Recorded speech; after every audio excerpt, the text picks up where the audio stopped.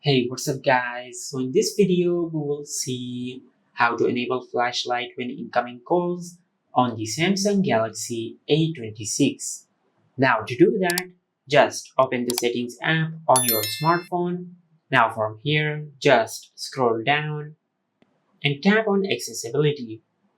From here, just tap on advanced settings and select flash notifications. Now just enable this toggle to enable flashlight when incoming calls.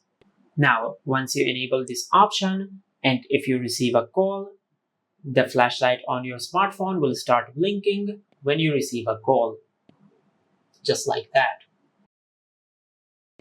And this is how you can enable flashlight when incoming calls on the Samsung Galaxy A26.